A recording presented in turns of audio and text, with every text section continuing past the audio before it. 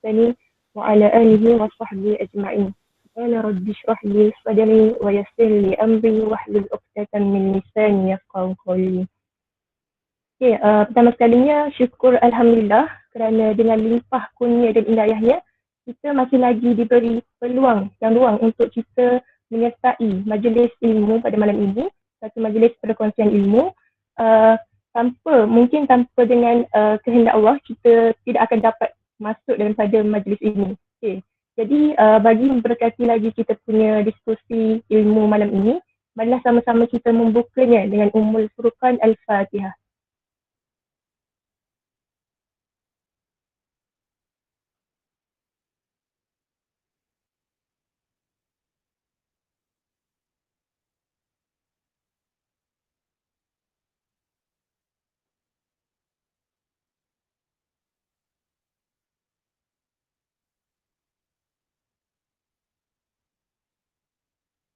Amin, amin, ya rabbal alamin.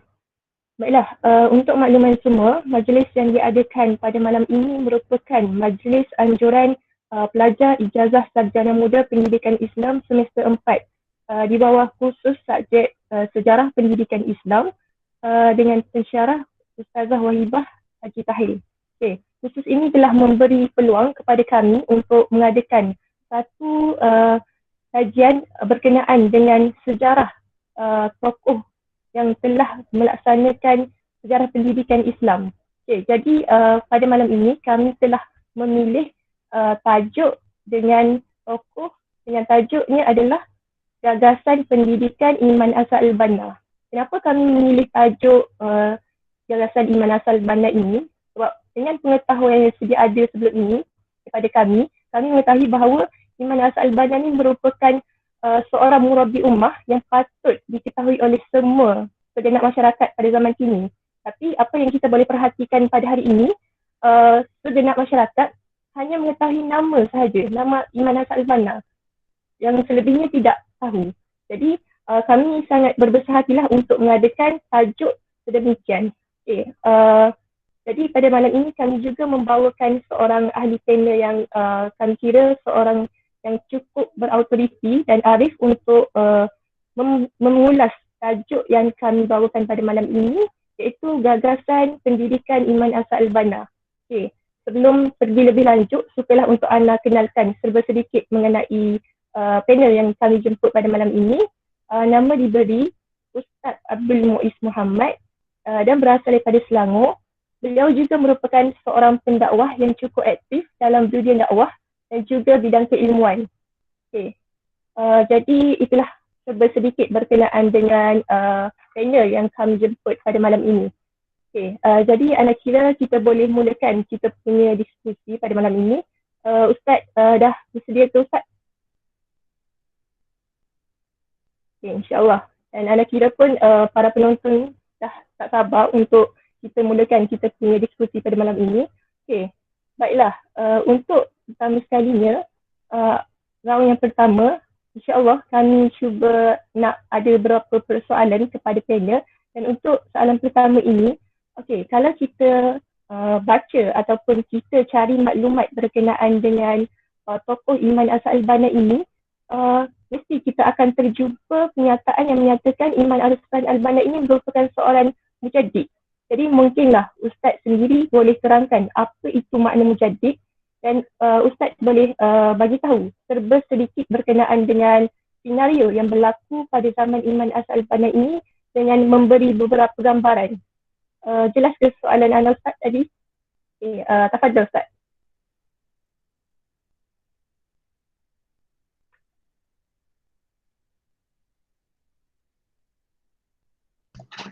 Mute Ustaz.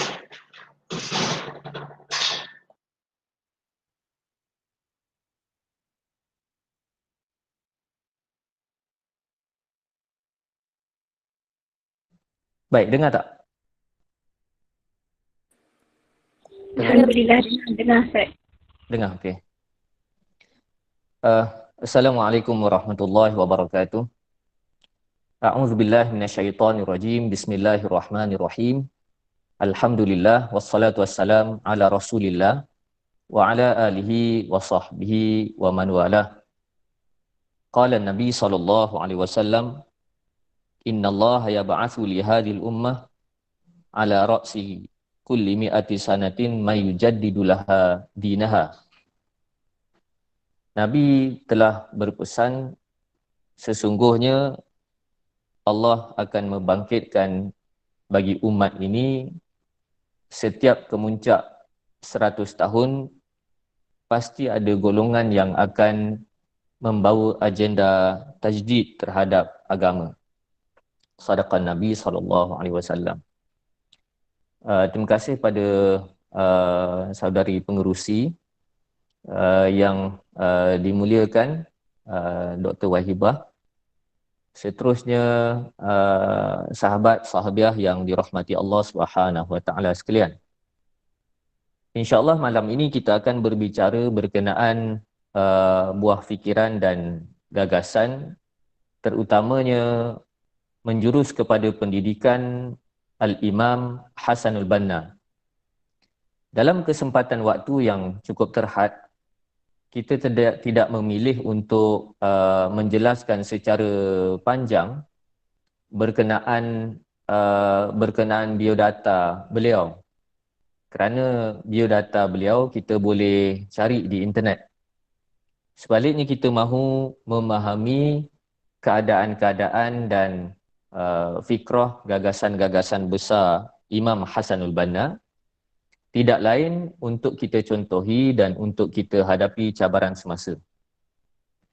Soalan yang dikemukakan oleh moderator ataupun pengerusi tadi berkaitan dengan jolokan yang diberikan kepada Imam Hasanul Banna sebagai mujaddid. Nabi SAW menggunakan perkataan man yujaddidu laha dinaha. Setiap dari tempoh 100 tahun itu pasti akan ada usaha tajdid di kalangan golongan-golongan yang istimewa untuk memperbaharui, untuk memperbetulkan kembali kefahaman dan corak beragama. Hadis ini juga mengingatkan kepada kita bahawasanya agama Islam sememangnya terdedah kepada penyelewengan. Tetapi setiap 100 tahun pasti akan ada usaha untuk memperbetulkan penyelewengan dan meletakkan kembali umat Islam ke landasan yang sebenar. Maka diperbahaskan oleh para ulama berkaitan dengan siapakah itu mujaddid. Ibnul Asir, Ibnul Asir bukan Ibnu Katsir, Ibnul Asir, seorang mu'arikh, telah memberikan pandangan daripada hadis ini bahawasanya tajdid itu boleh dilakukan oleh orang perseorangan ataupun lebih daripada orang perseorangan secara beramai-ramai. Imam Az-Zahabi yang cukup terkenal dalam ilmu hadis menjelaskan bahawasanya tajdid itu dilakukan secara jamaah.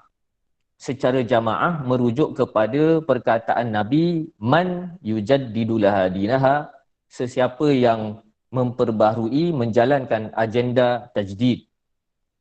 Sekalipun tajdid kalau kita terjemahkan secara literal bahasa Melayu, kita kenali, kita fahami sebagai pembaharuan. Tetapi tajdid bukanlah bermaksud membuat perkara-perkara yang baru. Sebaliknya tajdid dijelaskan oleh para ulama, antaranya Syekh Dr. Yusuf Al-Qardawi menjelaskan tajdid bermaksud mengembalikan agama Islam ke landasan yang sebenar. Ataupun dalam erti kata yang lain, mengembalikan Islam sebagaimana zaman awal Islam ketika Islam muncul dan ketika Islam menang.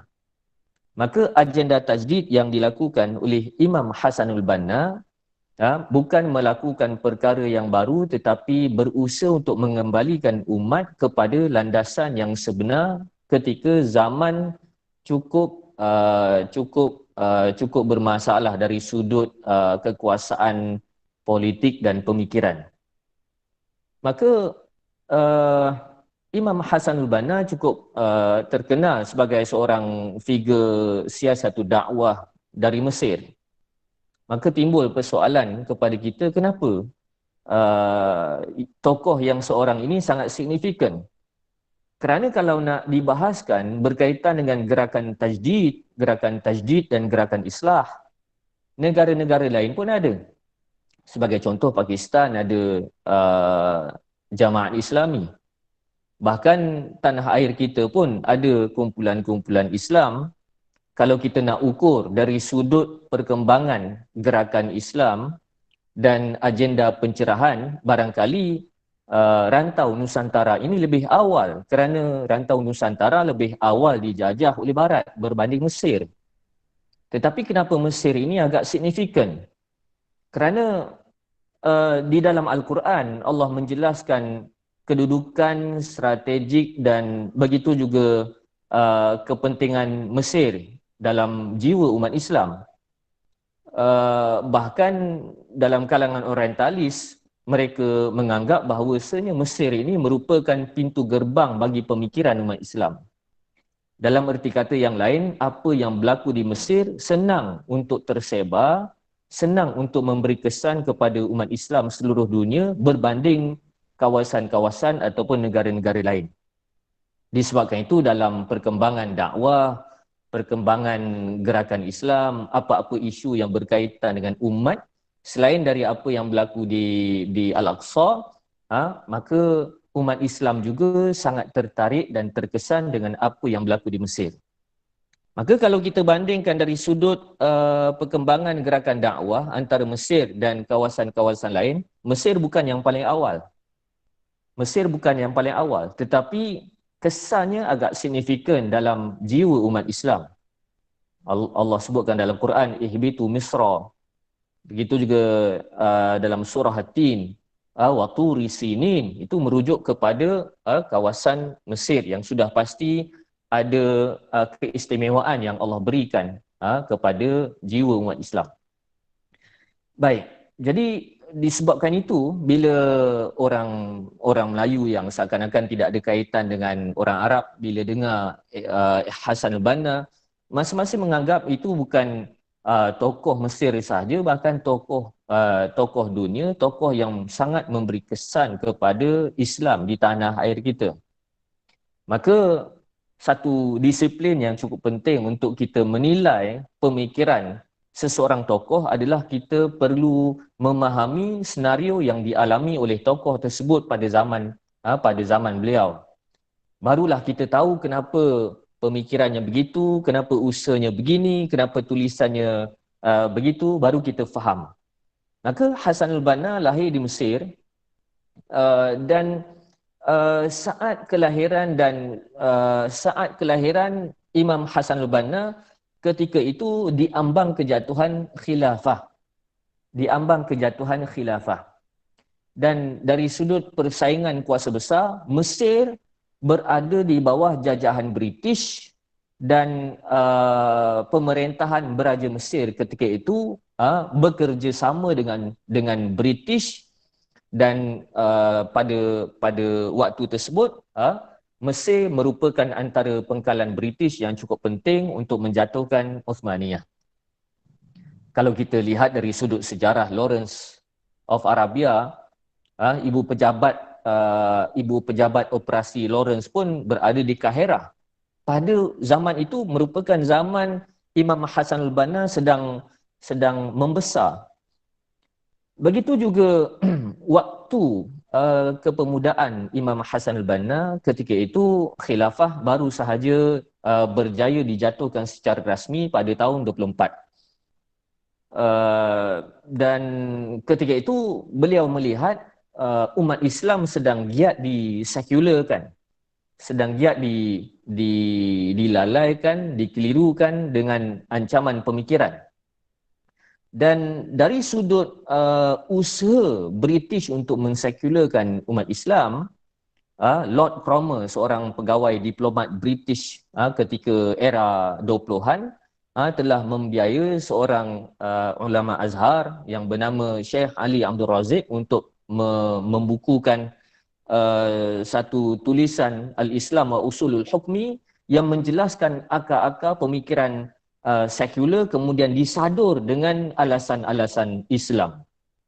Jadi waktu itu bukan semata-mata masyarakat umat Islam biasa sahaja yang terseleweng, yang telah dimatikan deria mereka terhadap sensitiviti dan kepentingan umat Islam. Bahkan dalam kalangan ulama pun berjaya direkrut untuk melangsungkan pemikiran yang dibiaya oleh Barat.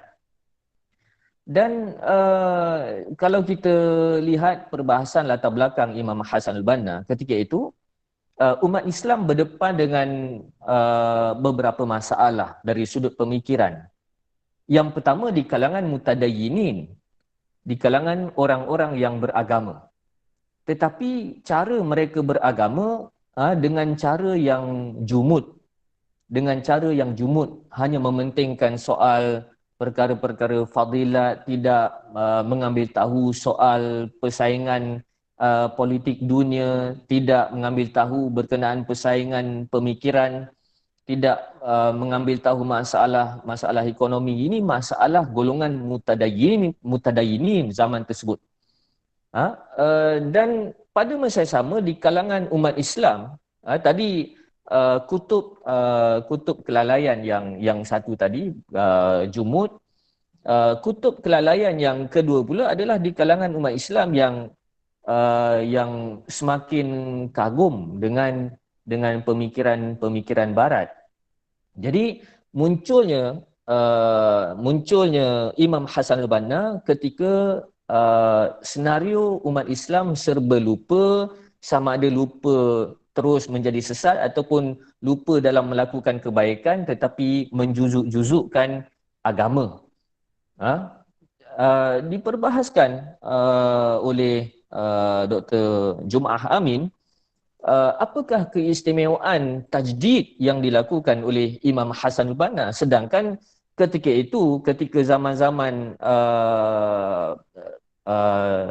pada masa yang sama lebih kurang, ketika itu ada agenda tajdid yang dilakukan oleh Jamaluddin Al-Afghani, Muhammad Abduh dan Rashid Redha. Jadi tiga tokoh ini muncul terlebih dahulu, menggagaskan gagasan kesatuan umat Islam. Dan kalau kita lihat perjuangan umat Islam di era moden, antara tajuk utama yang mereka kemukakan adalah tajuk kesatuan umat Islam. Sebab apa? Sebab agenda Barat. Sebelum daripada berjaya menjatuhkan khilafah, kemudian ketika mereka sedang menjatuhkan khilafah, kemudian sehingga khilafah jatuh, antara cara mereka lemahkan umat Islam adalah pecah dan perintah. Maka disebabkan itu kita dapati gagasan Al-Afghani, Muhammad Abduh, kemudian disambung oleh anak murid mereka Rashid Redha, mengangkat elemen-elemen kesatuan umat Islam. Hasan al-Banna begitu juga. Tetapi kenapa berbeza? Kerana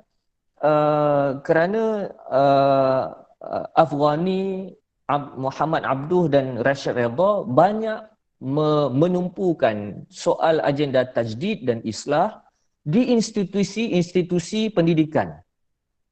Di sekolah-sekolah, kemudian untuk islah Al-Azhar ketika itu yang mereka bahasakan sebagai jumud dan tidak melihat pandangan dunia dengan lebih meluas. Ini dijelaskan oleh Rashid Redha di dalam kitabnya Al-Azhar wal Manar. Dan ketika itu mereka bersaing dari sudut pemikiran, berdebat dan berbahas dengan pemikir-pemikir Barat, antaranya dari Perancis. Ini merupakan saat di mana kesedaran itu diusahakan oleh gagasan tiga orang, Jamaluddin Al-Afghani, Muhammad Abduh dan Rashid Redha. Dan kalau kita lihat dari sudut susur galur pemikiran dan kesedaran itu, Imam Hasan al-Banna sangat terkesan dengan gagasan tokoh-tokoh tersebut. Memandangkan tokoh-tokoh tersebut berpengkalan di Jamiah ataupun Universiti Darul Ulum, Universiti Kahirah. Imam Hasan al-Banna pun mendapat pendidikan di Universiti Kahirah. Lantas daripada itulah Imam Hasan al-Banna cuba untuk melangsungkan dakwah kesedaran, islah dan tajdidnya ke masyarakat-masyarakat umum. Masyarakat umum. Jadi kalau kita lihat Afghani apa semua itu, dia banyak bermain dalam segmen akademik, dalam institusi-institusi pendidikan, dalam makalah-makalah yang beraras tinggi. Tetapi Hassan al-Banna dia lebih merakyat. Dia lebih merakyat. Maka dari reaksi kesesatan yang ditaburkan oleh Barat, kemudian kelalaian dalam kalangan umat Islam Mesir, maka sebagai reaksi kejatuhan Uthmaniyah tahun 24, lantas tahun 28 Imam Hassan al-Banna menubuhkan gerakan Islam Ikhwanul Muslimin. Jadi kalau kita nak katakan satu-satu zaman itu mujaddidnya ada seorang, tidak. Kerana ketika itu Afghani pun mujaddid. Rashid Redha pun mujaddid juga. Begitu juga nama-nama yang lain, kita boleh meraihkan masing-masing. Kalau ada klaim orang lain mujaddid, boleh jadi mujaddid. Tetapi Hassan al-Banna ini dia menjalankan tajdid yang lebih turun ke bawah dan lebih memesrakan kesedaran-kesedaran yang beraras tinggi dengan laras bahasa yang lebih mudah. Maka ini merupakan senario dan usaha yang dijalankan oleh Imam Hassan al-Banna. Lantas kalau kita saya pernah terdengar syarahan daripada Syekh Al-Qardawi, apakah sebenarnya yang mahu diagendakan oleh Hassan al-Banna di sebalik tajdid dan islahnya? Maka Qardawi merumuskan bahawasanya Hassan al-Banna berusaha untuk yang pertama tahrirul watan, memerdekakan negara dari kuasa imperialis, dari kuasa kolonial. Itu yang pertama. Yang kedua, tahrirul fikr, memerdekakan cara berfikir, fikrah umat Islam. Dan sudah pasti Hassan al-Banna ini bukanlah seorang yang kita kenali sebagai pensyarah ideologi ke, pensyarah pemikiran ke, tetapi kalau kita lihat gagasannya tidak syak, beliau juga merupakan ahli falsafah, filosofer yang memiliki falsafahnya yang tersendiri, yang segar, relevan sehingga pada hari ini. Wallahu a'lam.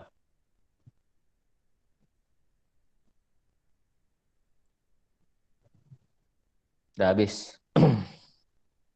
Okay, terima kasih kepada Ustaz atas penjelasan berkenaan dengan senario yang berlaku ketika zaman Imam Hassan al-Banna ini. Jadi kita dapat tengok kemunculan Imam Hassan al-Banna ini menjadi seorang mujaddid, dapat menyanggah ataupun menghakis nilai-nilai sekularisme yang telah puak-puak Barat cuba terapkan dalam rakyat Mesir pada ketika itu.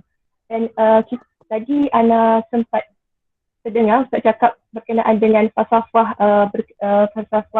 Imam Hassan al-Banna ini. Jadi Imam Hassan al-Banna ada falsafah dia yang tersendiri. Jadi bolehkah kalau Ustaz cuba kongsikan berkenaan falsafah pendidikan yang dibawa oleh Imam Hassan al-Banna ini dan langkah-langkah untuk Imam Hassan al-Banna mendidik umat Mesir pada ketika itu. Boleh Ustaz? Ya, kata John. Baik. Berkaitan dengan cara pendidikan, cara mendidik Imam Hassan al-Banna, kita perlu faham bahawasanya beliau ini dididik oleh ayahnya yang juga seorang alim yang besar. Sejak daripada kecil dia telah diajar Quran dan seringkali diperdengarkan kisah-kisah sirah Nabi dan para sahabat. Begitu juga ayahnya merupakan seorang tokoh ilmuwan yang mensyarahkan Musnad Imam Ahmad. Itu luar biasa. Maka dari sudut pendidikan, Imam Hassan al-Banna beliau tidak menekankan soal institusi sangat ketika awal agenda tajdid. Tetapi boleh kita rumuskan beliau mengagendakan pembudayaan ilmu dalam kalangan umat Islam. Jadi kalau kita sebut berkenaan pendidikan, sudah pasti kita akan bertanya Hassan al-Banna buka berapa sekolah, Hassan al-Banna buka berapa universiti, Hassan al-Banna tulis berapa tesis seumpamanya. Tetapi perkara-perkara itu bukan menjadi satu prioriti yang diambil berat oleh al-Imam. Sebaliknya, apa yang cuba dikembangkan adalah pembudayaan ilmu persis seperti zaman Nabi SAW. Maka kalau kita lihat sejarah penubuhan Ikhwanul Muslimin, Imam Hassan al-Banna mengambil inspirasi daripada sirah Nabi SAW ketika era Makkah, di mana Nabi kerap berjumpa dan turun di khalayak masyarakat dan berdialog, mengemukakan hujah-hujah yang jelas, kemudian menonjolkan akhlak yang baik luar biasa. Ini merupakan fasa awal perkembangan dakwah Imam Hassan al-Banna. Jadi bila sebut pendidikan, kita akan tergambar institusi. Tapi kalau kita lihat praktis yang dilakukan oleh Imam Hassan al-Banna, dia melihat pendidikan itu mesti bermula dari rumah.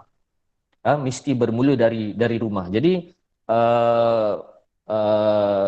yang cuba dikembangkan oleh Imam Hassan al-Banna sama sekali berbeza dengan apa yang selalu kita faham, kerana kita faham pada hari ini kalau nak pastikan anak kita baik, kita hantar ke sekolah yang baik, kita hantar ke pondok yang baik, hantar ke universiti yang baik.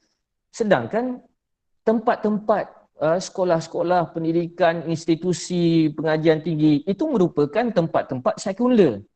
Tempat-tempat sekunder. Yang kedua, yang prima, yang pertamanya adalah rumah sendiri. Siapa yang buka mikrofon tu?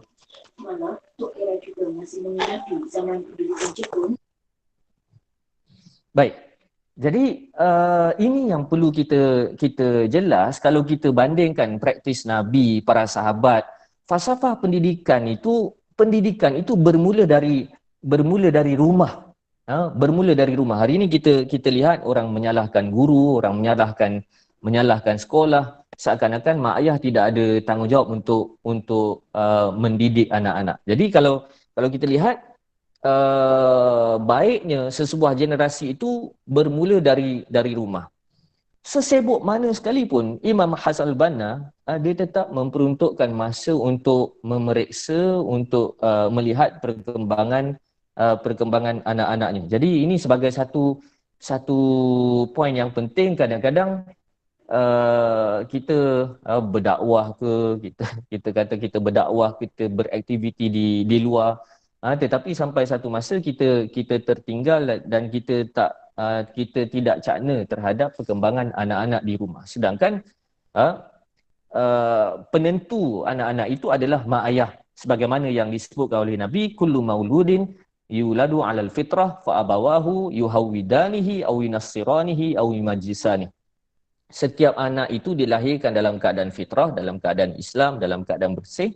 Mak ayahnya itulah yang menentukan sama ada anak itu diyahudikan ke, dimajusikan ke dinasranikan. Bermaksud tanggungjawab pertama adalah tanggungjawab di rumah, ibu dan ayah.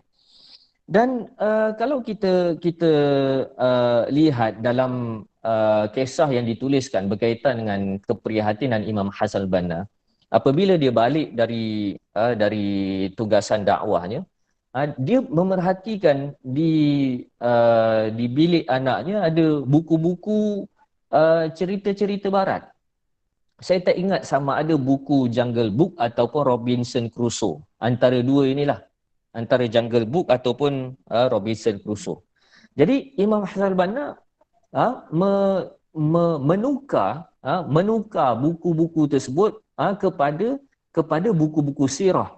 Antara buku sirah yang awal untuk menarik minat anak-anaknya adalah berkenaan Omar Abdul Aziz. Jadi penerapan contoh-contoh yang baik itu Imam Hassan al-Banna cukup teliti supaya bahan-bahan pendidikan, bahan-bahan yang mempengaruhi jiwa anaknya mestilah Islam terlebih dahulu, kemudian barulah elemen-elemen yang lain. Dan kalau kita lihat di dalam salah satu pesanan yang dikemukakan oleh Imam Hassan al-Banna, dikatakan bahawasanya hendaklah saudara boleh membaca dan menulis dengan baik dan sentiasa banyak mentelaah risalah-risalah Ikhwanul Muslimin seperti surat khabar, majalah dan seumpamanya yang diterbitkan oleh mereka. Seboleh-bolehnya saudara hendaklah memiliki perpustakaan sendiri walaupun kecil.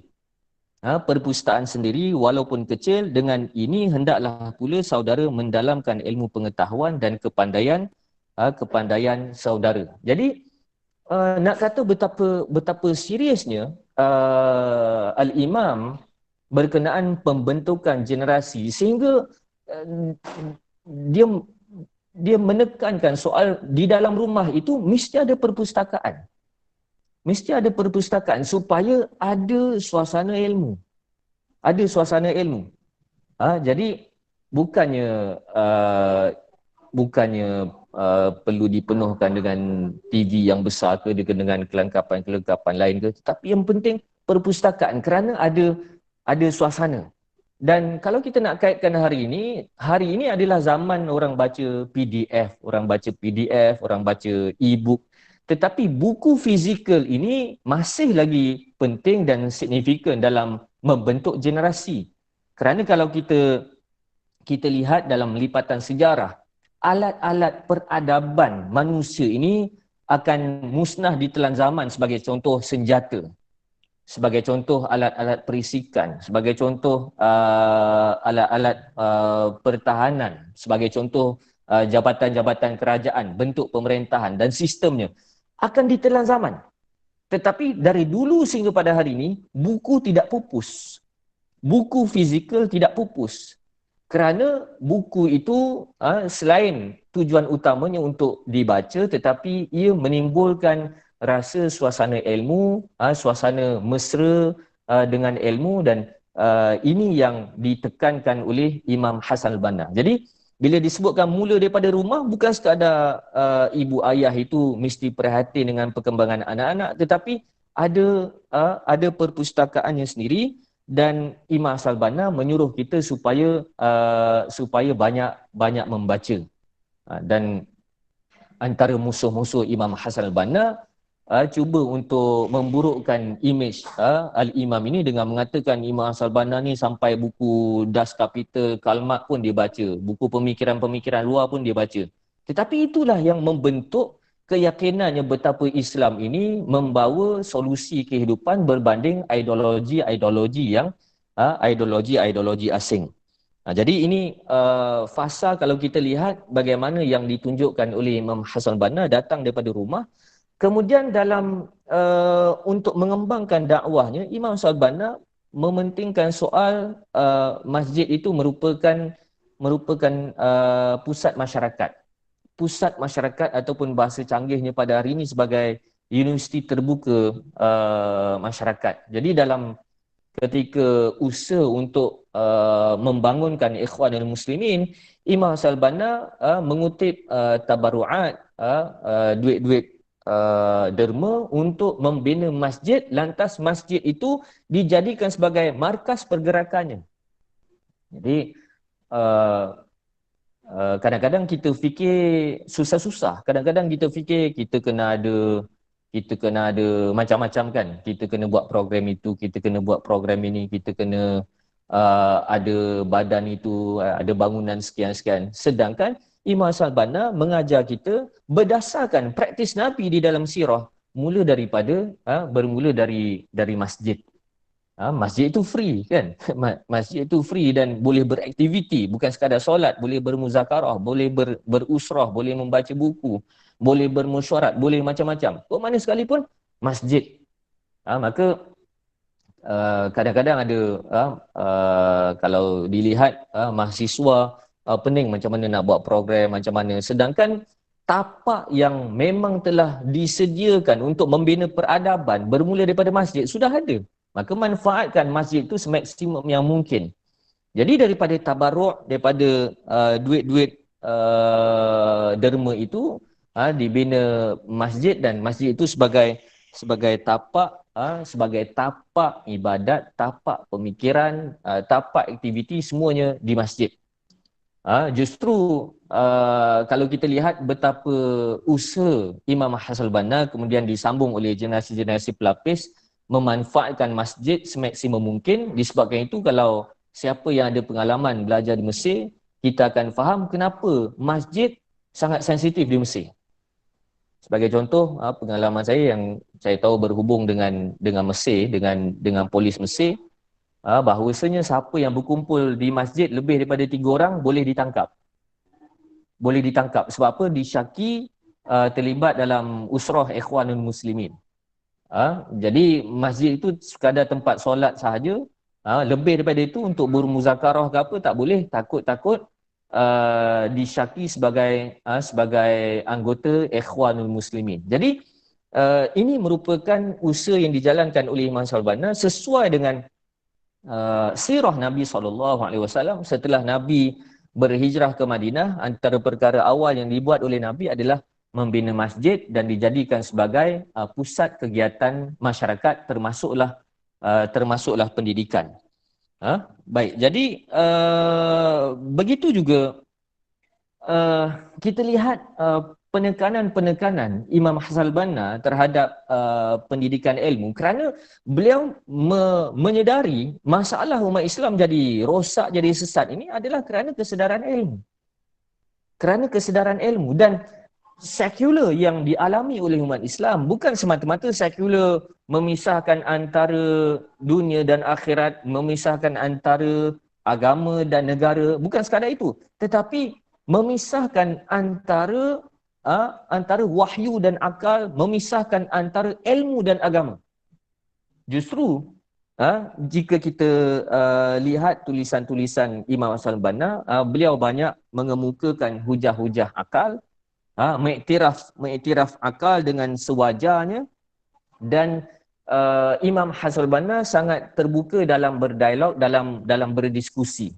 Maka sesi diskusi itulah yang Imam Hassan Banna buat sesi usrah. Usrah bukan satu hala, bukan membincangkan perkara yang beku, bukan membincangkan soal mengejar silibus semata-mata, tetapi apa yang bersarang dalam fikiran masing-masing maka dibahaskan secara matang di dalam usrah. Maka dalam sebuah buku Syekh Al-Qardawi, dia menggambarkan betapa Imam Hassan Banna ini sangat terbuka orangnya, sehingga Al-Qardawi kata, kalaulah aku hari ini menyanggah pandangannya, tidak bersetuju dengan pandangannya kerana tidak relevan dengan zaman sekarang ataupun bagaimana, Imam Hassan Banna okey-okey sahaja. Dan ini dibuktikan dengan dokumen Usul 20 yang nanti kalau ada masa kita bicarakan bagaimana Imam Hassan Banna merangsang anak-anak didiknya supaya berfikir kritis, supaya tidak takut bertanya, berfikir, mencetuskan sesuatu. Jadi ini peranan pendidikan. Jadi oleh kerana ketika itu Imam Hassan Banna melihat kejumudan segelintir dari kalangan agamawan, maka beliau cuba membawa pembaharuan berupa keterbukaan. Kadang-kadang kita dengar orang kata, kamu itu siapa? Kan? Kamu nak bicara macam-macam, kamu itu siapa? Kamu itu bukan ulama. Tetapi perkara itu tidak didoktrinkan oleh Imam Hassan Banna. Sebaliknya, budaya hiwar, budaya perbincangan itu berlaku, dan buktinya selepas kesyahidan Imam Hassan Banna, beliau menyediakan ramai pelapis-pelapis yang berkualiti, dan kalaulah pelapis di bawahnya terkongkong dengan kejumudan, pelapis itu tidak akan boleh berdikari selepas kesyahidannya. Baik. Pendidikan yang dibawa oleh Imam Hassan Banna bukan sekadar dari sudut intelektual, tetapi dari sudut rohani. Dari sudut rohani. Sebagai contoh, Imam Hassan Banna menetapkan anggota ikhwan, anak-anak buahnya supaya membaca Al-Quran. Dan yang menariknya, dalam pesanan-pesanan Imam Hassan Banna, dia tidak semata-mata menekankan soal hari ini kena baca berapa ayat. Memang kalau kita lihat dalam wasiat Imam Hassan Banna, dia sebutkan memang sekurang-kurangnya 1 juzuk sehari kan. Kita tak mampu sejuzuk sehari kan. Tetapi selepas daripada tilawah Al-Quran, Imam Hassan Banna menekankan kepada anak-anak buahnya supaya memahami tadabbur ayat-ayat Al-Quran. Dan cara Imam Salbana tadabbur ayat Al-Quran ini sangat sangat hidup dan sangat memberi kefahaman yang jelas di sebalik pesanan-pesanan Al-Quran. Jadi selalu kalau kita dalam aspek pendidikan, kalau dalam bahasa Arabnya tarbiyah, selalu kita buat KPI, hari ini berapa ayat baca Al-Quran, hari ini berapa juzuk, hari ini berapa makra' baca ayat Al-Quran. Tetapi bagi Imam Hassan Banna, soalan-soalan itu tidak cukup. Kerana Al-Quran bukan semata-mata untuk dibaca, tetapi untuk difahami. Untuk difahami. Maka disebabkan itu dari huraian-huraian Al-Quran yang dikemukakan oleh Imam Hassan Banna, dia membuat penjelasan-penjelasan antara yang cukup memberi kesan pada saya. Kalau kita baca di dalam tafsir, meriwayatkan hadis, tafsir kepada ayat ghairil maghdubi alaihim waladdallin dalam surah Al-Fatihah, maka dikemukakan hadis Nabi kata al-maghdub adalah Yahudi, ad-dallin adalah Nasrani. Tetapi Imam Salbana pergi lebih dalam daripada itu. Macam mana? Dia menjelaskan bahawasanya kenapa Yahudi itu al-maghdub dan kenapa Nasrani itu dallin.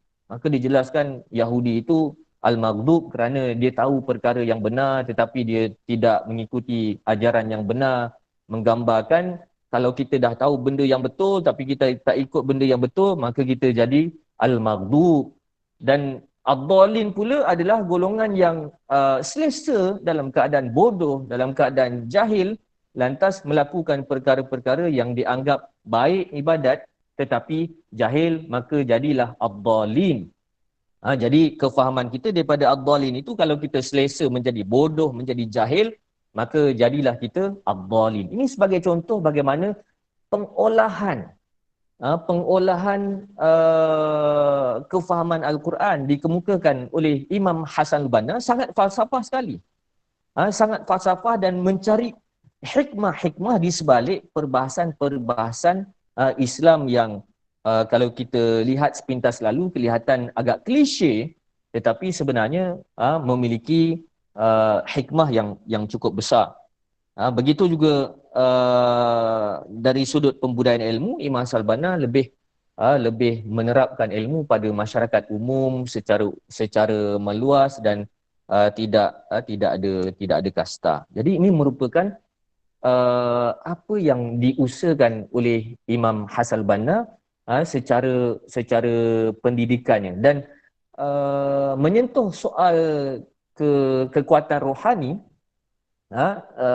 Imam Hassan Banna menyediakan satu wirid, satu zikir dinamakan sebagai Al-Ma'thurat.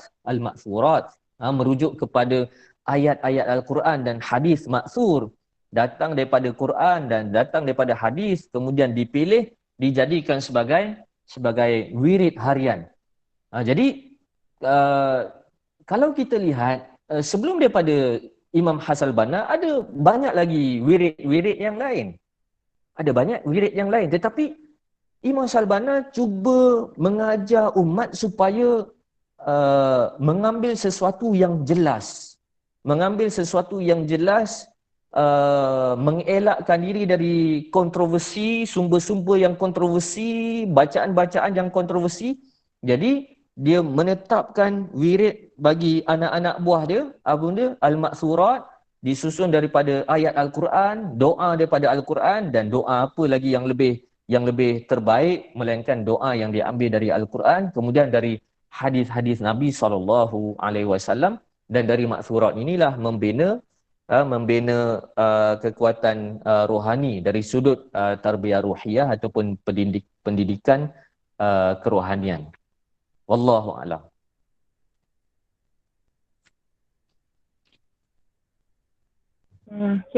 Setelah dengar daripada penjelasan Ustaz berkenaan dengan falsafah ilmu, falsafah pendidikan Imam Hassan Banna tadi, dapat kita simpulkan bahawa Yang pertama, Iman Al-Banna ini tidak menginstitusikan pendidikan. Sebaliknya, Iman Al-Banna lebih dari sudut pada pembudayaan ilmu. Dan disarankan juga, Iman Al-Banna menyarankan kita untuk mengadakan satu perpustakaan kecil di rumah agar kita lebih dekat dengan suasana ilmu dan lebih mesra dengan ilmu. Dan yang seterusnya, yang kedua adalah uh, pendidikan yang diberi pendidikan yang cuba Imam Hassan Banna terapkan kepada masyarakat bukan sahaja melalui intelektual tapi juga berbentuk rohani. Bagaimana kita melihat Imam Hassan Banna mendidik Ikhwanul Muslimin dengan mentarbiah mereka melaksanakan amalan-amalan yang boleh menguatkan rohani. Okay. Jadi itulah antara falsafah yang dibawa oleh Imam Hassan Banna. Dan kalau kita lihat falsafah pendidikan Imam Al-Banna ini sudah lama kan, iaitu bermula pada 1924. Jadi pada pendapat Ustaz, adakah masih relevan gagasan pendidikan yang dilaksanakan oleh Imam Al-Banna ini diaplikasikan pada masyarakat hari ini? Baik. Sila Ustaz. Kalau kita lihat isu-isu yang berlaku ketika zaman Imam Hassan Al-Banna, isu-isu yang lebih kurang sama juga masih berlaku di zaman kita. Sebagai contoh isu khilafiyah, sebagai contoh isu sekular, sebagai contoh isu isu akhlak, isu kesedaran Islam. Senarionya lebih kurang sama. Walaupun ada beberapa perbezaan, tetapi secara umumnya lebih kurang sama. Dari sudut agamawan yang jumud ketika zaman Imam Hassan Al-Banna, hari ini pun kita berdepan dengan agamawan yang jumud. Begitu juga umat Islam yang agak kagum dengan gagasan-gagasan Barat. Begitu juga hari ini ada juga zaman Imam Al-Banna, ada juga. Jadi kalau nak dikatakan gagasan pemikiran dan gagasan ilmu Imam Hassan Al-Banna itu relevan sehingga pada hari ini. Saya boleh mencadangkan supaya kita sama-sama mengkaji usul 20 yang merupakan syarahan kepada rukun pertama kefahaman. Rukun pertama yang dipanggil sebagai kefahaman. Daripada kefahaman itu dipecahkan kepada 20 usul yang merujuk kepada ketetapan ilmu secara sederhana untuk mendepani zaman. Jadi tadi kita ada bahaskan berkenaan falsafah. Begitu juga dari sudut menyusun tertib rukun bai'ah. Rukun bai'ah macam mana? Rukun perjanjian dan rukun kesetiaan. Imam Hassan Al-Banna dia ada 10 rukun. Nak kata betapa berfalsafahnya cara berfikir Imam Hassan Al-Banna, dia meletakkan rukun yang pertama adalah rukun al-fahmu. Kemudian baru ikhlas. Ikhlas, kemudian baru amal, kemudian baru jihad, kemudian baru rukun-rukun yang lain. Dia letakkan al-fahmu. Bermaksud Imam Al-Banna ini sangat mementingkan soal ilmu, dan apabila ditanya kenapa tidak ikhlas dulu? Kenapa kefahaman dulu? Kenapa sepatutnya ikhlas dulu baru kefahaman? Jadi dijawab oleh Imam Al-Banna, kalau seseorang itu tidak faham, bagaimana dia nak ikhlas? Dan kalau dia ikhlas sekalipun, tetapi kalau dia tidak faham Islam dengan kerangka yang sebenar, nanti dia akan menyeleweng. Jadi disebabkan itulah pertama sekali rukun yang pertama diletakkan al-fahmu. Daripada al-fahmu itu membentuk 20 usul yang kalau kita lihat satu persatu usul tersebut, maka sangat relevan sehingga pada hari ini. Baik. Jadi mungkin kalau ramai yang menukilkan kata-kata apabila orang tanya pada Imam Hassan Al-Banna, wahai Imam, kenapa tak tulis buku? Kenapa tak tulis buku? Jadi Imam Hassan Al-Banna kata, aku tidak fokus menulis buku, sebaliknya aku menulis rijal, aku menulis generasi pelapis, kan? Aku menulis manusia, membentuk manusia. Jadi jawapan itu jawapan yang boleh kita anggap sebagai jawapan tawaduk. Kerana kalau nak dikatakan Imam Hasan al-Banna tidak menulis, salah. Imam Hasan al-Banna sangat banyak menulis. Imam Hasan al-Banna sangat banyak menulis. Cuma tulisan Imam Hasan al-Banna itu dimuatkan secara artikel. Secara artikel. Jadi kalau kita kaji Imam Hasan al-Banna punya tulisan itu, banyak yang dikumpulkan menjadi Majmu'ah Rasail Imam Hasan al-Banna. Kumpulan koleksi risalah-risalah Imam Hasan al-Banna, lebih kurang tebal itu. Itu koleksi risalah Imam Hasan al-Banna itu banyak, ramai orang yang memilikinya. Tetapi kalau kita lihat kompilasi-kompilasi yang lain, banyak dan kebanyakan tulisan itu dimuatkan di dalam jaridah Ikhwanul Muslimin, surat khabar Ikhwanul Muslimin. Mungkin saya boleh tunjukkan banyak tulisan Imam Hasan al-Banna. Saya dah letakkan sini. Ini tebal, ini semua tulisan Imam Hasan al-Banna. Ini. Yang ini dalam dikompilekan, kemudian dijudulkan sebagai Min Turathil Imam Hasan al-Banna. Dari turath, dari warisan ilmu Imam Hasan al-Banna, segala topik yang dibahagikan, ada akidah, ada sunnah, ada qadiyah, isu semasa, ada masalah dakwah, ada masalah politik, sosial, masyarakat, ada penjelasan berkenaan hikmah hari-hari perayaan. Semua ini merupakan tulisan Imam Hasan al-Banna. Dan penjelasan tadabbur Al-Quran dikompilkan menjadi satu kitab, jadi dicetak dengan tajuk Maqasidul Quran. Maqasidul Quran. Dikompilkan oleh anaknya sendiri, namanya Saiful Islam. Jadi kalau nak dikatakan Imam Hasan al-Banna itu tidak menulis, dia sangat banyak menulis, tetapi tulisannya dalam bentuk artikel, dimuatkan dalam surat khabar Ikhwanul Muslimin. Jadi tak betul kalau orang kata Imam Hasan al-Banna tak tulis. Dia banyak menulis. Dan inilah contoh seorang pendidik, seorang pemimpin yang memiliki gagasan yang jelas, dia pasti akan menulis. Kalau hari ini orang upah orang lain untuk tulis, kemudian tulis nama dia kan, tapi Imam Hasan al-Banna dia tulis sendiri. Maka tidak pelik gagasannya kekal sehingga hari ini boleh diakses kerana telah pun didokumentkan dalam tulisan-tulisan Imam Hasan al-Banna sendiri. Baik. Jadi kalau siapa yang tertarik nak tengok, boleh datang rumah. Agak banyak juga itu. Saya beli buku-buku ini ketika Husni Mubarak jatuh, ketika Arab Spring. Lepas Husni Mubarak jatuh, banyak kitab-kitab Ikhwanul Muslimin boleh dijual secara meluas. Maka antara yang keluarnya adalah koleksi itu.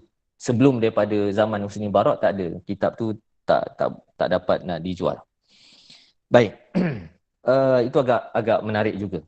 Dan kalau kita melihat isu-isu yang diperbahaskan secara ringkas oleh Imam Hasan al-Banna, isunya kalau kita lihat, isu menjawab kekeliruan sekular. Imam Hasan al-Banna menjelaskan soal bahawasanya Islam ini merupakan agama yang syumul, Islam ini adalah agama dan Islam juga adalah negara, Islam adalah keselamatan, dan begitu juga Islam juga adalah jihad. Dalam teks prinsip yang pertama disebutkan Islam adalah negara dan tanah air, kerajaan dan umat. Islam adalah akhlak dan kekuatan atau rahmat dan keadilan. Islam adalah kebudayaan dan undang-undang dan ilmu kehakiman. Ini antara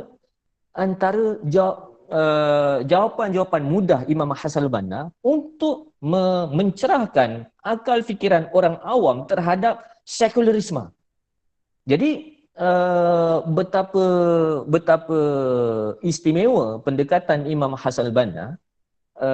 Dia cuba menggunakan istilah-istilah yang cukup sederhana. Sedangkan dari prinsip yang pertama, dalam usul yang pertama ini, dia nak bahas berkenaan sekularisme.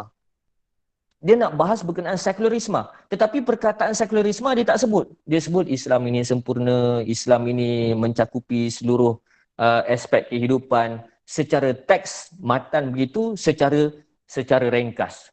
Jadi ini yang dikomentar oleh Syekh Muhammad Al-Ghazali, Tok Guru kepada Syekh Al-Qardawi. Syekh Muhammad Al-Ghazali dikatakan antara keistimewaan Imam Hassan al-Banna ini, dia boleh merumuskan tajuk-tajuk yang sangat berat, sangat kompleks, kemudian mengolahnya kepada perbahasan yang cukup sederhana. Jadi ini kalau kita lihat betapa, kalau hari ini sekular masih lagi ada. Cuma sekular dulu, sekular style Kamal Atatürk, kalau boleh jangan sebut Islam. Tapi sekular pada hari ini adalah memisahkan antara maqasid dan syariah. Sekular hari ini memisahkan elemen-elemen Islam secara halus. Kalau sekular zaman Imam Al-Banna, sebut Islam pun tak boleh kan.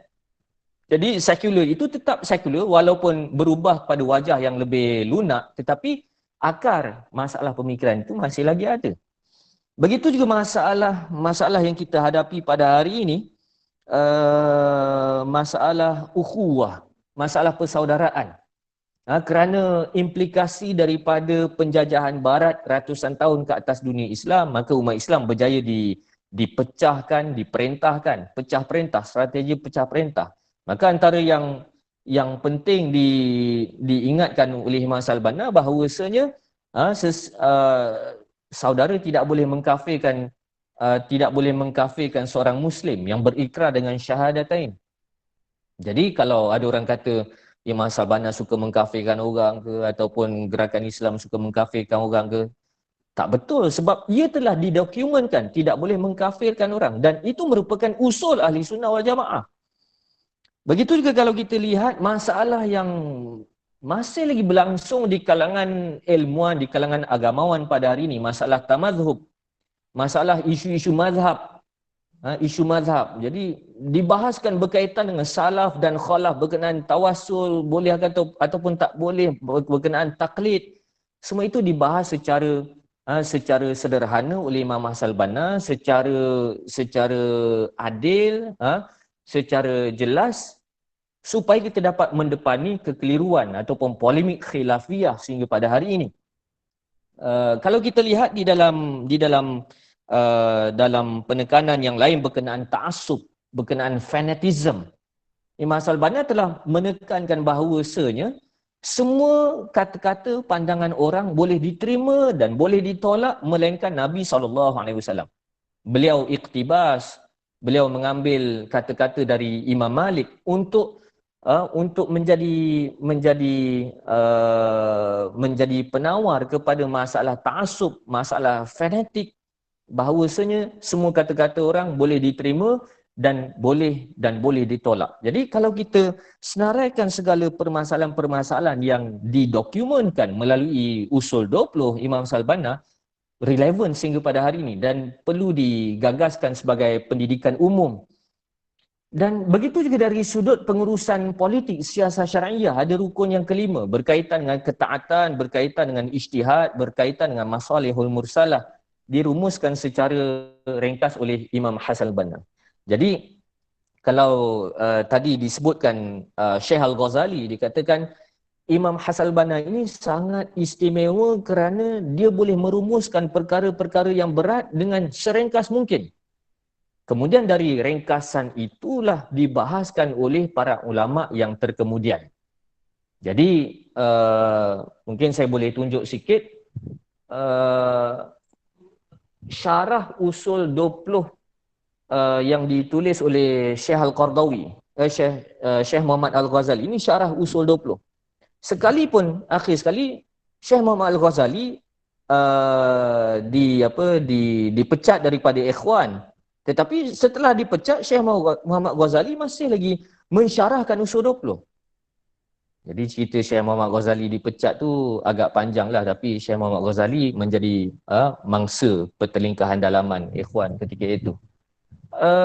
Syekh Al-Qardawi menyediakan beberapa siri yang membahaskan usul-usul Imam Hassan al-Banna secara lebih spesifik dan lebih mendalam. Sebagai contoh, saya boleh bawa di sini Syekh Al-Qardawi tulis Fusul fil Aqidah Baina Salaf wal Khalaf, yang jadi polemik sehingga pada hari ini antara Salaf, Khalaf ke apa.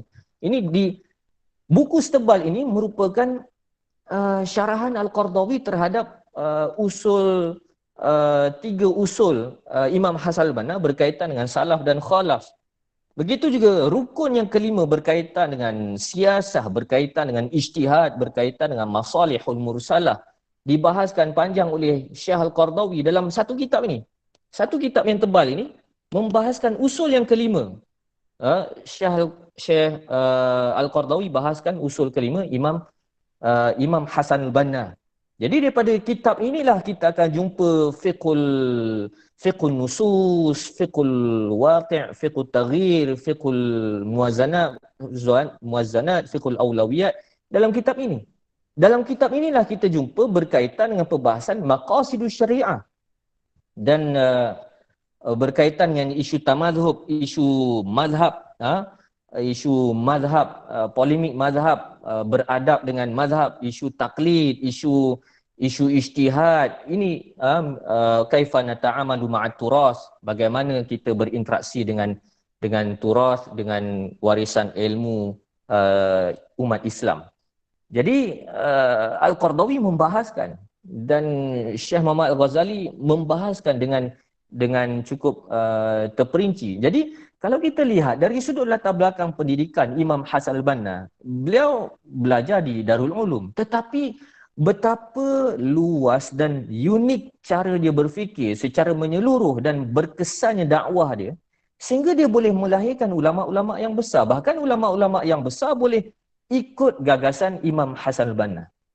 Jadi sekiranya kita lihat usaha ilmu yang dibuat oleh Imam Hassan al-Banna, dia tidak mengkastakan ilmu.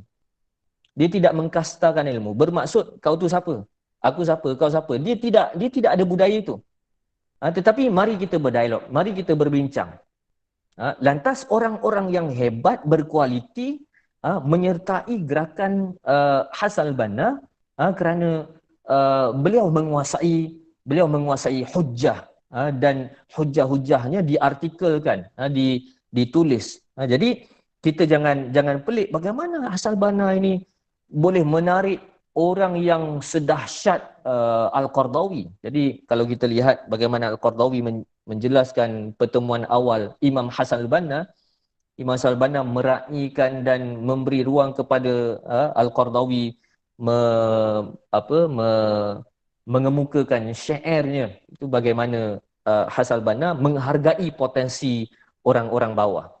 Jadi kalau kita lihat manhaj taghyir, manhaj transformasi yang diusahakan oleh Hassan al-Banna, memang tidak dinafikan dia akan mengklasifikasikan grade anak-anak buahnya.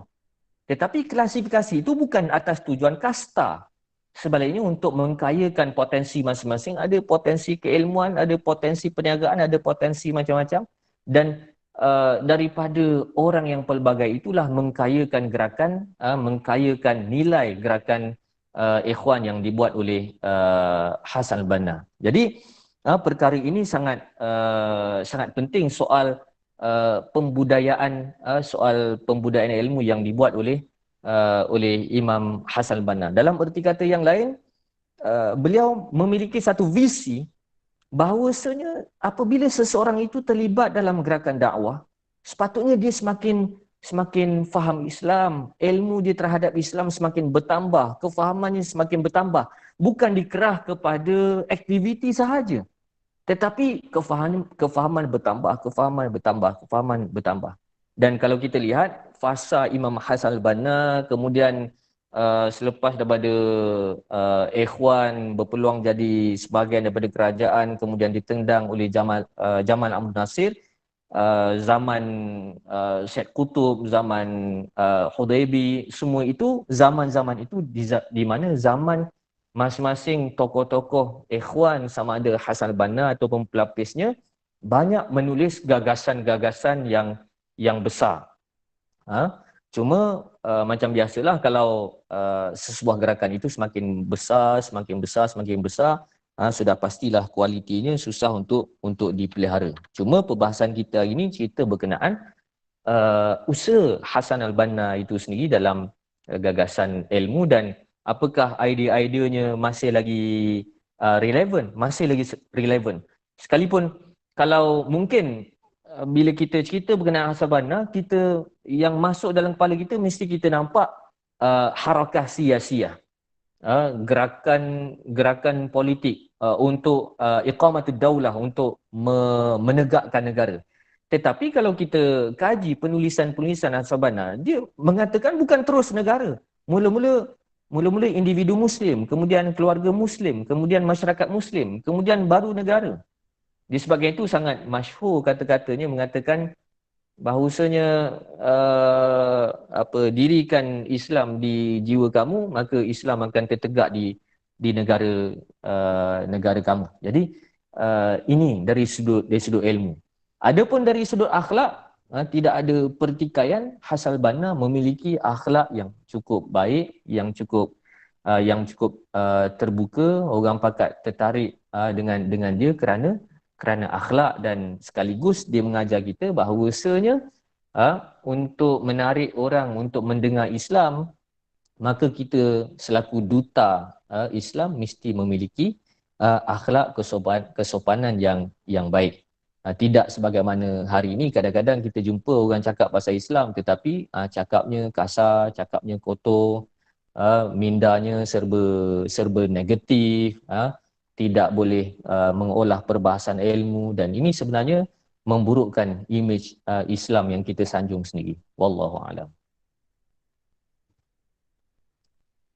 Okay, jadi jelaslah begitu bahawa gagasan pendidikan iman Hassan al-Banna ini masih relevan diguna pakai pada hari ini.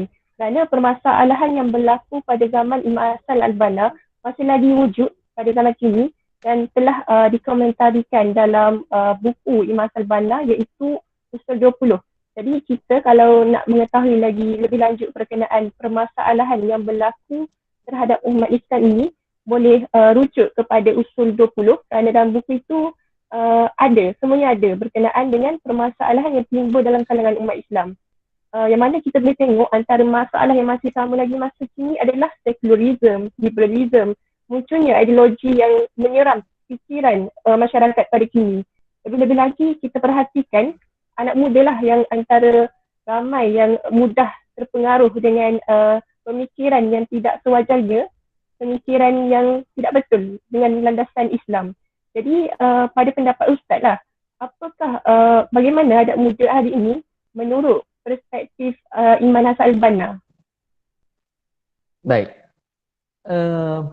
Mana-mana ideolog, mana-mana tokoh pembaharuan,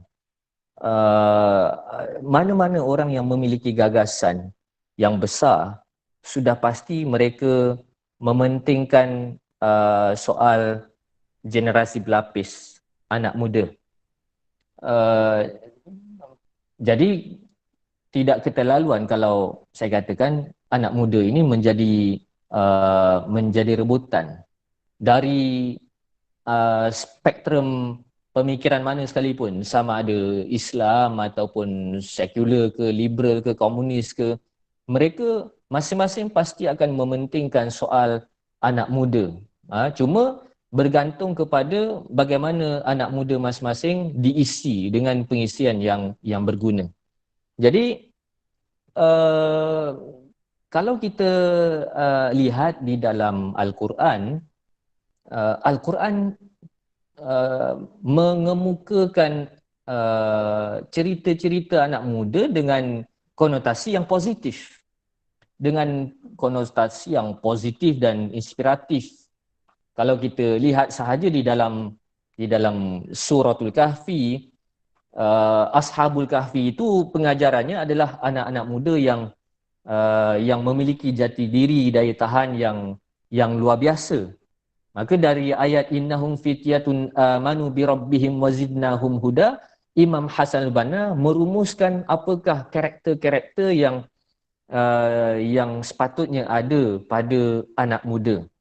Begitu juga dalam surah yang sama kita dapati Allah ceritakan bagaimana anak muda itu mesti diberikan peluang untuk mengutip pengalaman dan untuk terbuka dengan kekeliruan-kekeliruan supaya matang berfikir. Inilah cerita yang kita lihat bagaimana Nabi Musa membawa pelapisnya Nabi Khadir, pelapisnya Nabi Yusha bertemu dengan Nabi Khadir dalam pengembaraan ilmu. Begitu juga dalam Quran kita dapati Allah ceritakan anak muda Nabi Ibrahim ketika Nabi Ibrahim meruntuhkan berhala.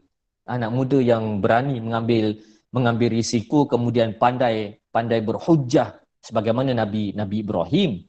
Jadi sebelum kita lihat perspektif Imam Hasan al-Banna, kita terlebih dahulu perlu menghargai penghargaan yang Quran telah peruntukkan kepada anak muda, bukan makhluk yang calang-calang, yang memiliki jati diri, yang memiliki daya berfikir dan keterbukaan dalam penerokaan ilmu, kritis dalam mengolah sesuatu, begitu juga berani dalam tindakan, berani mengambil risiko dan pandai berhujjah. Ini merupakan karakter-karakter anak muda di dalam Al-Quran.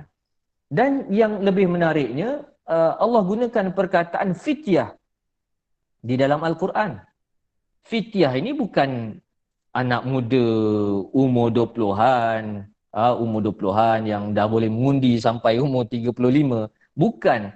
Sebaliknya, pembentukan anak muda itu bermula daripada usia fityah, iaitu remaja, gulam, kemudian fityah, kemudian baru syabab, baru pemuda dalam erti kata kita pada hari ini. Jadi kepentingan membina generasi itu dari usia remaja. Ini kalau kita lihat dari konteks Al-Quran. Baik, dari sudut Hasan al-Banna dalam ucapan, rasanya sahabat Sahabiah boleh tengok dalam YouTube ada. Barangkali itu satu-satunya suara Imam Hasan al-Banna yang direkodkan kemudian disiarkan.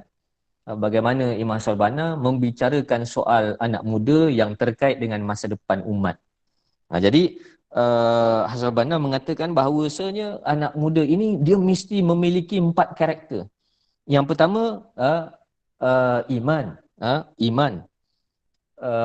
Dan Imam Hasan al-Banna mengatakan iman ini diperolehi daripada al-qalbuz zaki, hati yang bersih. Jadi kenapa anak muda dari mana-mana zaman sekalipun, bahkan pengikut para nabi dan rasul, kebanyakan mereka pada saat awal mereka diikuti oleh anak-anak muda kerana fikiran anak muda ini fresh. Mereka tidak ada bagasi sejarah, mereka tidak ada beban sejarah, mereka terbuka, mereka suka bertanya, mereka bersedia untuk mengetahui sesuatu, menambahkan ilmu pengetahuan. Mereka tidak ada bebanan ego yang tinggi. Ini anak muda. Maka disebabkan itu, apabila berlakunya agenda-agenda tajdid, anak muda ini yang banyak bersama. Orang tua dia berfikir berkenaan reputasi, berfikir berkenaan bebanan sejarah, berkenaan heritage, berkenaan prestige dia. Tapi anak muda dia sangat bebas. Maka disebabkan itu pengikut para nabi dan rasul kebanyakannya pada saat awal kebanyakannya diikuti oleh anak-anak muda yang fresh. Dan itu jugalah yang ditunjukkan oleh Imam Hasan al-Banna. Dan kalau kita lihat ketika beliau menubuhkan Ikhwanul Muslimin, ketika itu pun usia dia masih lagi muda. Kemudian ciri anak muda yang kedua disebutkan ikhlas. Ikhlas. Anak muda senang ikhlas kerana tidak banyak bebanan. Tak banyak kena bayar bil, menyebabkan anak muda itu bebas. Bila bebas, dia senang ikhlas.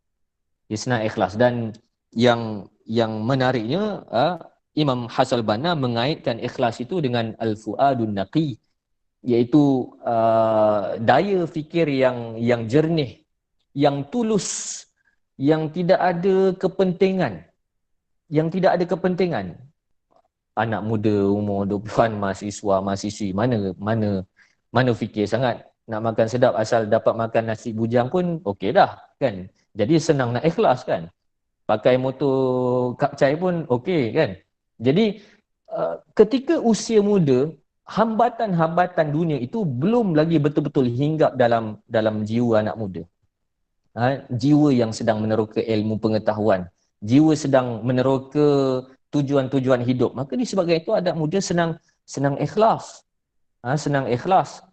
Dan yang ketiga, anak muda itu mesti memiliki al-hamasah, ada semangat. Ada semangat. Jadi kalau kita masih muda tapi kita tak semangat kan, kita tak semangat, maksudnya kita tua sebelum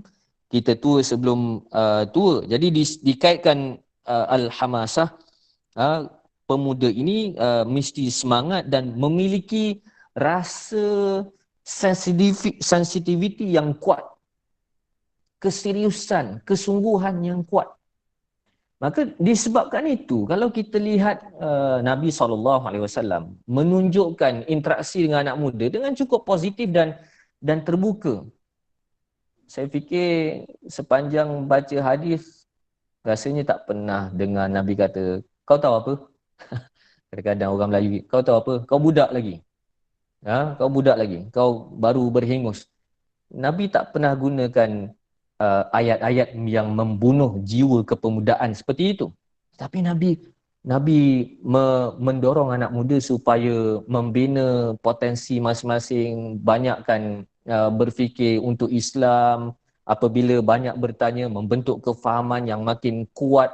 Ini yang diamalkan oleh Nabi, dan daripada kefahaman itulah membentuk semangat yang tidak membabi buta. Dan yang keempat, al-amal. Anak muda itu ada kekuatan dari sudut jasmani, dia ada keazaman dari sudut amal. Jadi ini empat karakter yang dirumuskan oleh Imam Hasan al-Banna supaya anak muda generasi pelapis ini memiliki keempat-empat yang menjadi titik kualiti ke atas anak muda. Jadi disebabkan itu perkara ini yang perlu diterapkan. Sebaliknya kalau anak muda kita ajak benda-benda yang tidak bermanfaat, kita nak bawa umat kita ke mana? Kan? Kita nak bawa umat kita ke mana? Kadang-kadang orang kita terbawa-bawa dengan arus masa, kan? Orang main game, kita pun ajak main game. Sedangkan perkara itu memang tidak salah, tetapi jangan sampai dipupuk, jangan sampai diajak, jangan sampai diprogramkan, kerana perkara itu sa'ah kejap-kejap sahaja. Tapi seakan-akan dalam pembentukan anak muda pada hari ini kehilangan fokus dan kehilangan hala tuju. Maka lahir anak muda yang sekadar semangat tetapi kosong sahaja, tidak dapat menyebarkan Islam dengan hujjah. Baik. Jadi pada masa yang sama, dalam melihat masa depan anak muda, Imam Hasan al-Banna tidak fatalistik, tidak menyerahkan kepada takdir, tidak melepas diri. Fatalistik, faham fatalistik? Maksudnya nantaklah, yang penting pandailah Allah urus. Tidak. Maka disebabkan itu Imam Hasan al-Banna memperuntukkan harapan yang tinggi kepada generasi akan datang dengan kata-kata Imam Hasan al-Banna, haqa'iqul yaum ahlamul ams. Realiti yang kita hadapi pada hari ini merupakan mimpi masa lalu. Kalau generasi masa lalu lalai, inilah kita hari ini. Kalau generasi masa lalu beringat, inilah kita hari ini yang memperoleh manfaatnya. Dan wa ahlamul yaum haqa'iqul ghad. Dan mimpi pada hari ini, cita-cita hari ini akan menjadi realiti pada akan datang. Maka dia mengajar supaya anak muda ini memiliki cita-cita yang tinggi, impian yang besar, bukan impian peribadi, tetapi impian untuk umat, impian untuk Islam, supaya masing-masing membina potensinya, supaya apabila tokoh-tokoh besar umat Islam meninggal esok, anak-anak muda tidak ketandusan pelapis kerana sudah ada pelapis yang telah diterapkan oleh generasi terdahulu. Maka disebabkan itu, walaupun Imam Hasan al-Banna syahid tahun 49, tahun 49,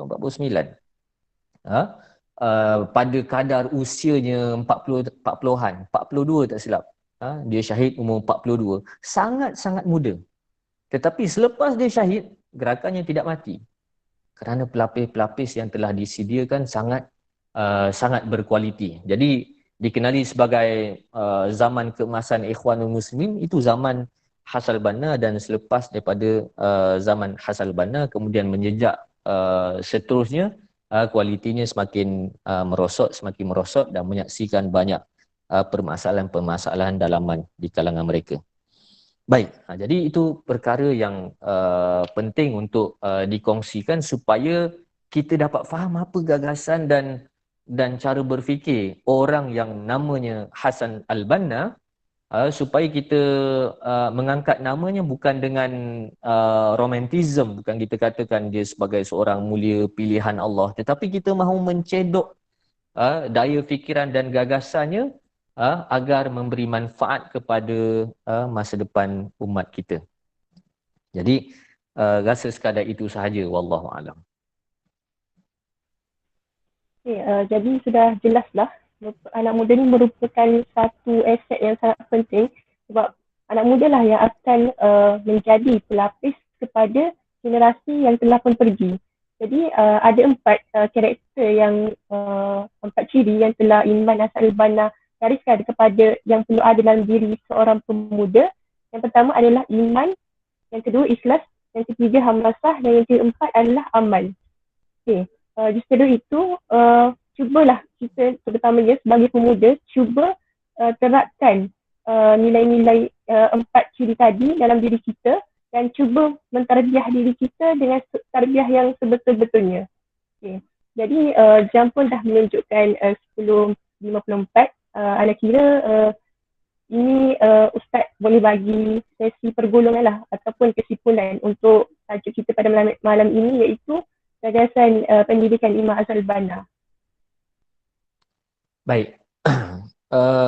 Kalau kita memerhatikan usaha yang dibuat oleh Imam Hasan al-Banna, kita boleh rumuskan bahawasanya sesebuah pergerakan umat tajdid dan islah itu mesti seimbang antara intelektualisme dan aktivisme. Antara masalah yang berlaku ke atas umat kita pada hari ini, sama ada yang memiliki kesedaran ataupun tidak memiliki kesedaran, selalunya mengalami ketidakseimbangan antara intelektualisme dan aktivisme. Jadi daripada masalah itu, daripada ketidakseimbangan itu menyebabkan kalaulah kita mementingkan aktivisme sahaja, maka kita akan beroleh penat, tetapi kita tidak mampu untuk mempengaruhi orang ramai kerana zaman pada hari ini adalah zaman idea, zaman pemikiran, zaman mempengaruhi orang dengan dialog, dengan hiwar. Dan kalau kita tidak mementingkan soal intelektualisme, maka aktivisme kita hanya terhenti kepada aktiviti tetapi kurang mampu untuk mempengaruhi generasi baru.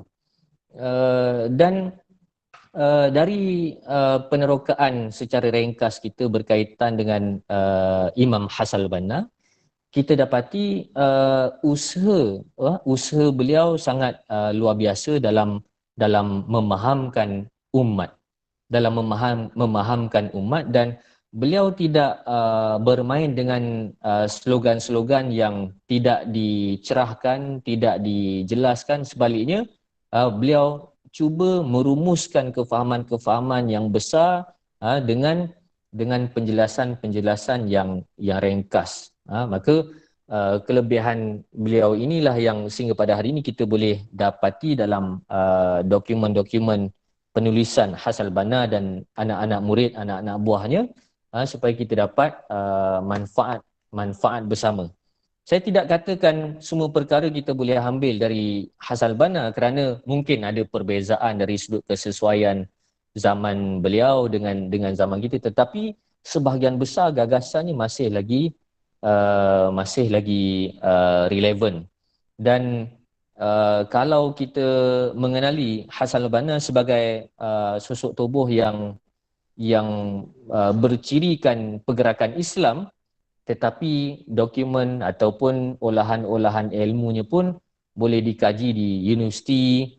Bahkan kalau kita lihat kedudukan Imam Hassan al-Banna dari sudut pendidikannya di Jamiah Darul Ulum, tetapi tulisan ataupun gagasannya disilibuskan di Universiti Al-Azhar dalam kuliah dakwah ini. Jadi keberkesanan gagasan beliau ini sampai universiti mengambil idea, mengambil penjelasan beliau, kemudian disilibuskan. Tapi hari ini berdepan dengan pelbagai tentangan lah atas usaha konspirasi yang pelbagai, itu cerita lain.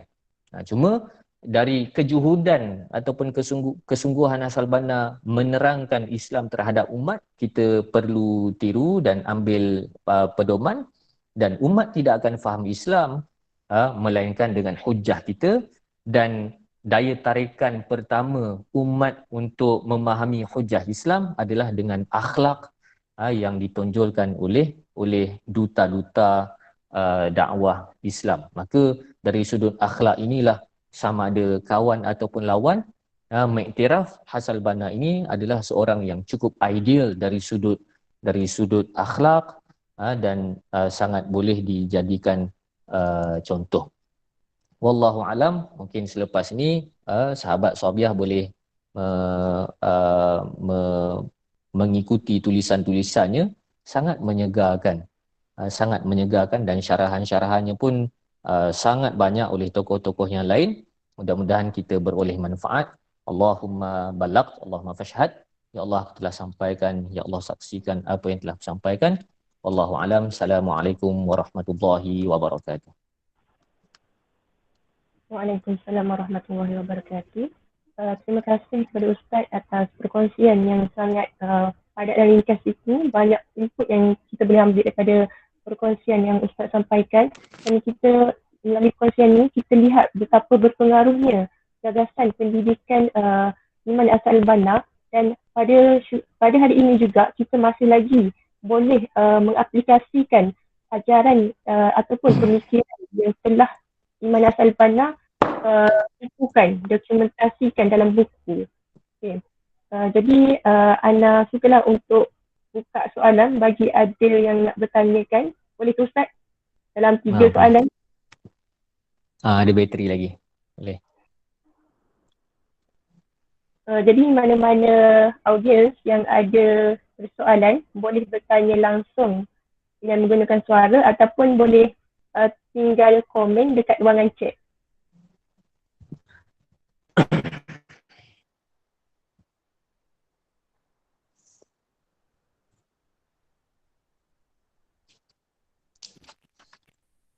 Okay, Assalamualaikum Ustaz. Ya. Saya nak bacakan soalan daripada Zakwan Yusof. Okey, Assalamualaikum Ustaz. Adakah terdapat pendidikan berkaitan psikologi yang diasaskan oleh Imam Hassan al-Banna ataupun mana-mana tokoh Islam yang menggagaskan pendidikan psikologi Islam? Mohon pencerahan Al-Fadhil Ustaz. Baik, psikologi, topik psikologi di dalam tulisan-tulisan Hassan al-Banna, ilmunya ada dari sudut melayani manusia secara ukhuwah, secara persaudaraan, menghargai potensi manusia, mengemukakan nasihat secara langsung. Ilmu itu ada, tetapi secara spesifik satu buku cerita berkenaan psikologi, rasanya setakat ini saya belum jumpa. Cuma tokoh awal Ikhwanul Muslimin yang melangsungkan pemikiran Hasal Banna ada tulis berkenaan psikologi, iaitu Tok Guru Syekh Al-Qardawi, namanya Syekh Muhammad Al-Ghazali. Mungkin saya boleh cek buku ada kat atas.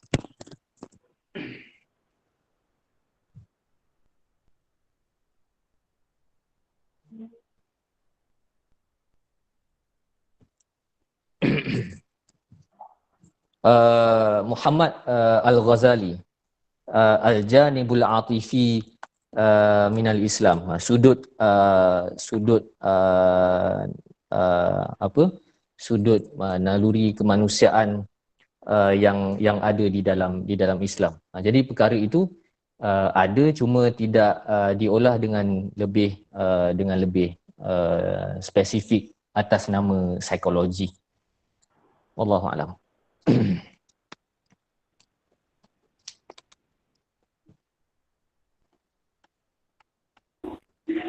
Ustaz, ada soalan. Ada soalan daripada Aina Najwa. Ustaz boleh ulang balik tentang link ataupun nama video YouTube yang mengatakan suara Dr. Hassan Al-Banna tadi? Syukran Ustaz. Hassan Al-Banna tak ada doktor dia Imam Hassan Al-Banna saja. Ada orang yang dia tak ada doktor tapi doktor semua ikut dia. Itu jenis Hassan Al-Banna. Kalau tak ada dari tu. Dari.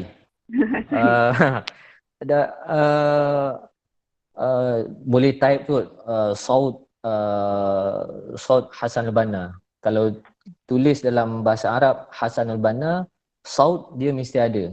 Videonya lebih kurang 2 minit.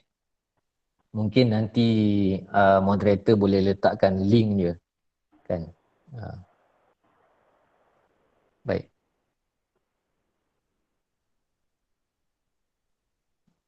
Ada lagi?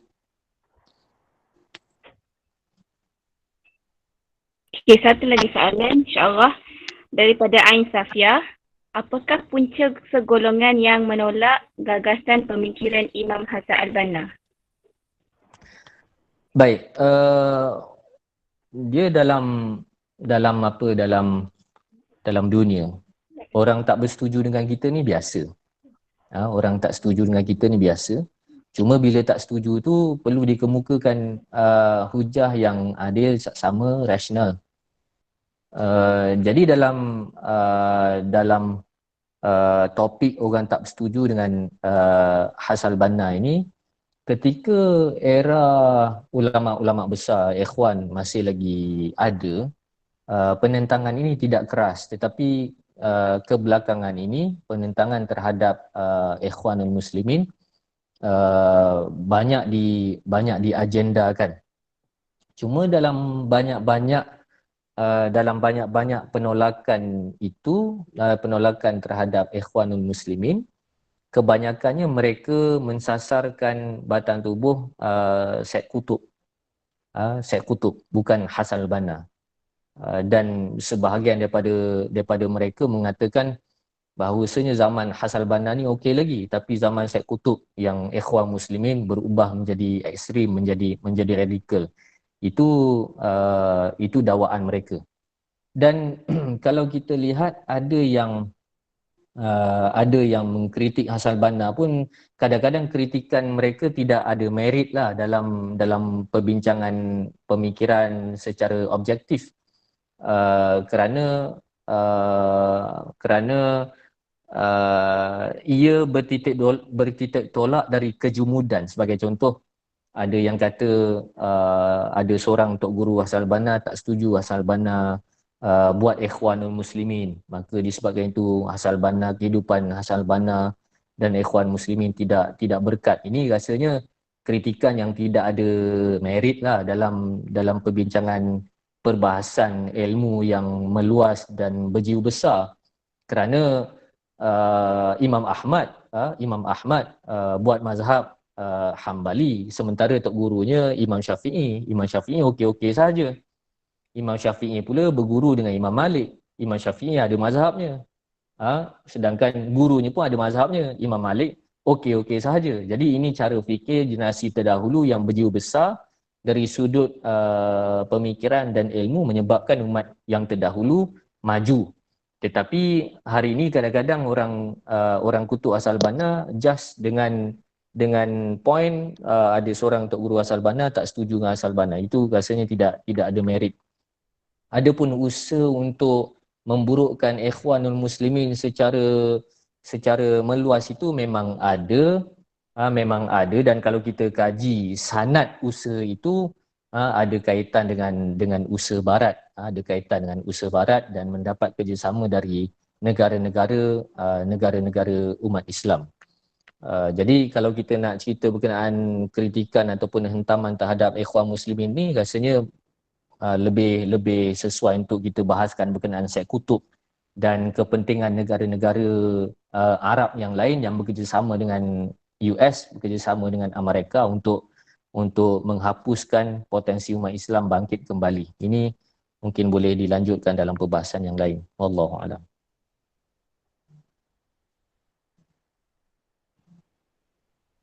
Okay, Ana kira itu soalan last untuk majlis kita pada malam ini. Dan ucapkan terima kasih sekali lagi kepada panel kita kerana sudi berkongsi sedikit sebanyak berkenaan ilmu dengan tajuk Gagasan Pendidikan Imam Al-Bana. Dan terima kasih juga kepada audiens kerana sudi menyertai majlis diskusi ilmu ini. InsyaAllah akan segala sebarang persoalan yang masih lagi tak terjawab boleh cuba PM Ustaz DM melalui FB. Boleh ke Ustaz? Boleh ya. Okay. Untuk akhirnya ada kira tak ada setakat ini je. Kita tutup kita punya majlis dengan surah Al-As dan tasbih kafarah, dan kita minta Ustaz dah sikit untuk doakan. Al-Fatihah. A'udzubillahi minasyaitonirrajim. Bismillahirrahmanirrahim. Alhamdulillahirabbil alamin. Arrahmanirrahim. Maliki yaumiddin. Iyyaka na'budu wa iyyaka nasta'in. Ihdinas siratal mustaqim. Siratal ladzina an'amta 'alaihim ghairil maghdubi 'alaihim. A'udzubillahi minasyaitonirrajim. Bismillahirrahmanirrahim. Alhamdulillahirabbil alamin. Wassalatu wassalamu ala asyrafil anbiya'i wal mursalin wa ala alihi wa sahbihi ajma'in. Allahumma ighfir lana dzunubana wal walidayna warhamhuma kama rabbayana shaghira. Wal jami'al muslimina wal muslimat wal mu'minina wal mu'minat al ahya'i minhum wal amwat. Allahumma ja'al jam'ana jam'an marhuma wa tafarruqana min ba'dihi tafarruqan ma'suma. Allahumma barik lana Allahumma ruzukna barakatan fil ilm. Allahumma ruzukna al-istiqamah was-sidqa ma'allah. Allah Rabbana la tuzigh qulubana ba'da idh hadaytana wa hab lana min ladunka rahmah innaka antal wahhab. Rabbana atina fid dunya hasanah fil akhirati hasanah wa qina adzabannar. Sallallahu alaihi wasallam Muhammad wa ala alihi wa sahbihi wasallam. Walhamdulillahirabbil alamin. Qabarallah. Terima kasih kepada semua dan mohon maaf atas segala kekurangan. InsyaAllah boleh lehbarah majlis bersurat. Waalaikumsalam. Syukran Ustaz. Afwan.